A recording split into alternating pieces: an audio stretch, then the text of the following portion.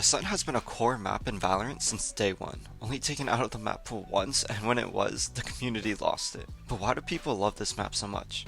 It's simple. There's no gimmicks, there's no teleporters, no opening doors, no ropes, just clean, simple Valorant. Everyone knows the basics of this map. A rush, B rush, market split, and cat split. It's easy to understand, but it's still one of the most defender-sided maps in the game. If you don't know me, my name is Plops. I'm an Immortal Valorant player that enjoys coaching and analyzing Valorant. And in this video, I'm going to show you how to play Ascent properly so you can win more rounds on both attack and defense in ranked. Let's start with the best agents, and I'll be honest, it's hard to choose a bad agent on this map. Like at some point in competitive play, I feel like we've seen every single agent used on this map. However, these are who I think are the best. I think Jett and ISO are actually really good for this map right now. Jett, just because she can op and dash in, she's just really good at sustaining herself on site with her smokes. And ISO right now, I feel like he's really strong because his vulnerable also disables, and this map is pretty small, so if you can get a tag with like a Sova dart and you can disable them, it makes taking the site a lot easier. Also, his wall is just really good for scaling right now. It stops you from getting sprayed through smokes, which is a really common issue that happens a lot on attack for Ascent. For initiators, Sova and KAYO are just the best. Sova's darts are super good and can be shot across the entire map, especially if the enemy team is rushing. His shocks are also really good for clearing out sentinel util like Cypher chips and alarm bots. For KAYO, his knife is really good on this map. It covers a lot of areas and can tag a lot of people, so if you can get like the Sova, the smoker, or like the sentinel, it makes attacking a lot easier. His molly is also really good because it can go through walls, so it makes clearing hell a lot easier. For smokes, I think Omen is just the clear choice, simply because of his flash. It allows for fast plays on both attacking and retaking. It's really good for just hitting a lot of parts of the map that allows you to push really easily, and the enemy team has to respect because it's just super strong. For sentinels, I think KJ, Cypher, or Vyze are all pretty strong for this map. They all have good map control, which they can hold with just some util that the enemy team has to invest util or people to clear. They're all really good at stopping rushes and can be really good on the post plant. Their ults also give a lot of info or give a lot of space for attacking on the map. Defaulting this map. I still don't understand how people in Immortals still don't know how to default out this map. But anyways, you should be having a 1-3-1, maybe a flexing to a 1-2-2 if they're one-waying towards A and you need more util to take that space.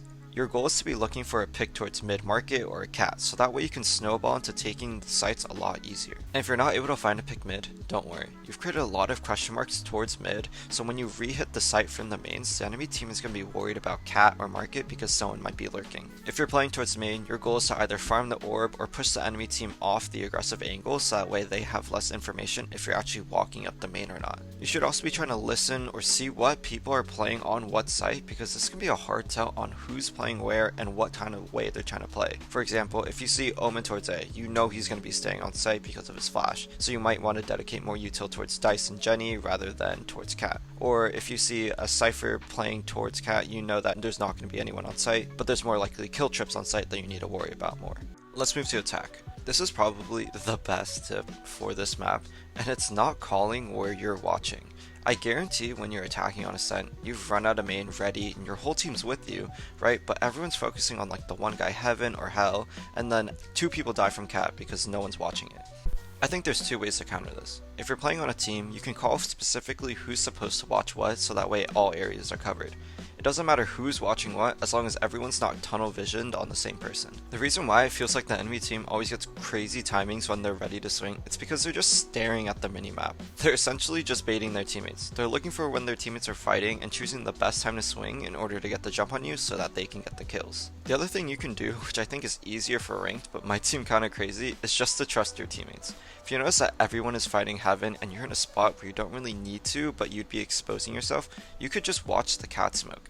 Because, like I said earlier, people are trying to get the best time to swing, and people don't normally swing without intent or unless their team is near. I think this is because a lot of pros said that the best way to rank up is to pick your teammates. Well, now a lot of people do that, so people are just trying to swing off them and try and get the best kills for themselves and just letting their teammate die.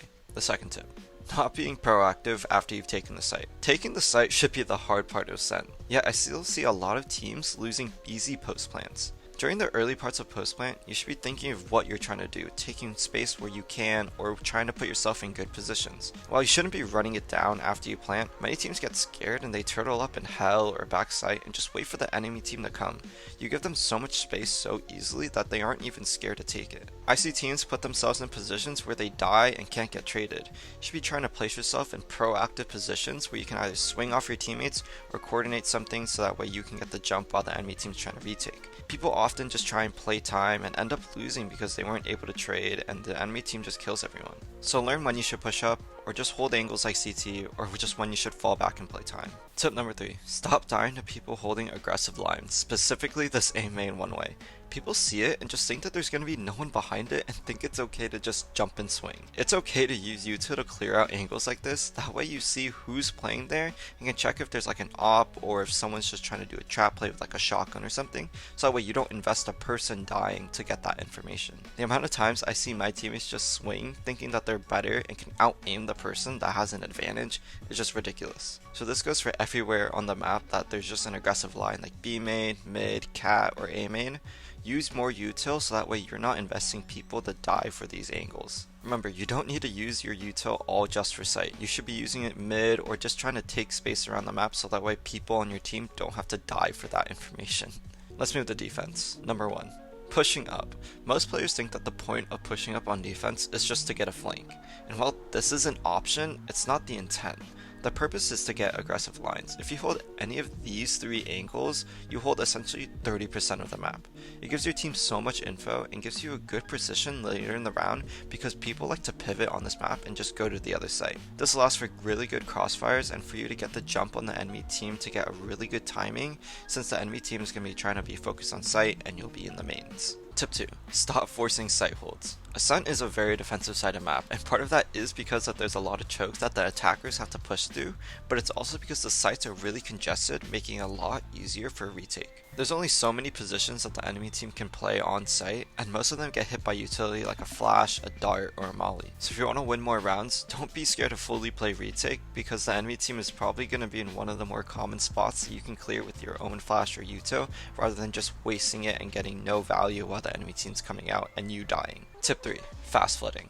Just like how we said playing retake is really good, fast flooding is also a really good option if your team is there quickly. If the enemy team is taking site really well, your team can play off like retake, but just going really quickly before the enemy team has time to set up. Because of this, you can catch players out while they're not ready and get really good picks on them while they're just not in good post plant areas yet.